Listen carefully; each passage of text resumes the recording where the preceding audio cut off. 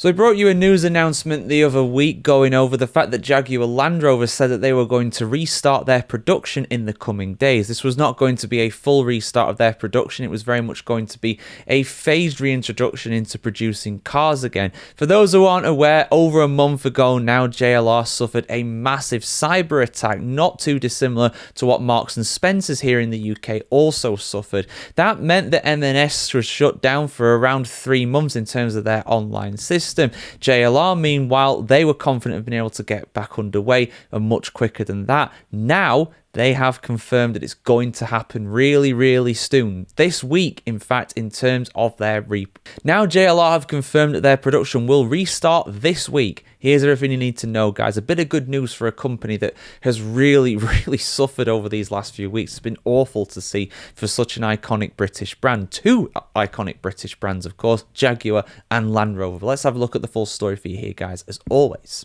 JLR is set to restart some production this week following a major cyber attack that forced the car maker to shut down factories and send their workers home.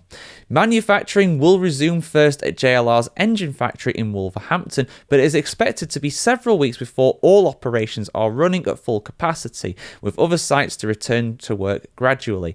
Of course, like I already brought you guys before, these things are very, very hard to stop, and they're also very, very hard to restart as well. They don't want to be going all in. They don't want to be jumping in the deep end, for lack of a better term. Very much making this a phased restart is a very sensible decision, and in truth, the only way they could really do it. If they restart too quickly and something goes wrong, it'll set them back. Doing this slow and steady relatively is sensible from JLR, in my opinion. The resumption of operations will be a welcome relief to JLR's array of suppliers, some of which are small businesses that have faced huge financial pressure as a result.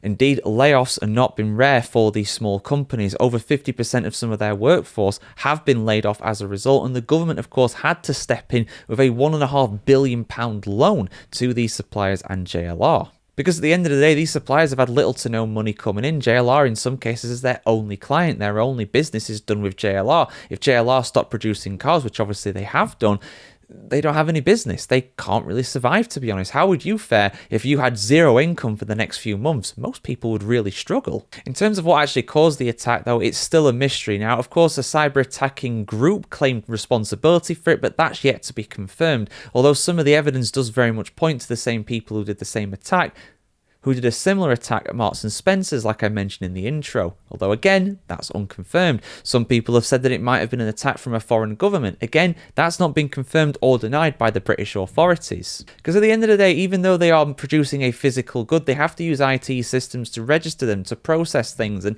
having that being so vulnerable and that information, that data potentially being at threat is a huge threat, and they cannot fall foul of that. Not only from a moral standpoint, but also from a legal standpoint as well. They could get in serious trouble for malpractice in that regard. And in fact, even the sites from other countries, even the sites that are located in other countries such as Slovakia, China and India, they have also been indirectly affected by this cyber attack. And the company has been hemorrhaging money as a result. Experts estimate at least £50 million every week they've been shut. So far, they've been shut for around 5 weeks, so that makes it £250 million, which is a lot of money for anybody. And in fact, 30,000 people directly work for JLR, and a further 200,000 people indirectly rely on their business through suppliers and other companies like I mentioned before. So yeah, they're not completely out of the woods yet by any means, but they can see a clearing in the trees. Can JLR. So it's a positive, it's a very cautious optimism very much right now around JLR. So we'll have to see how things develop. I'll bring you any kind of updates as they come here on the channel as always, guys.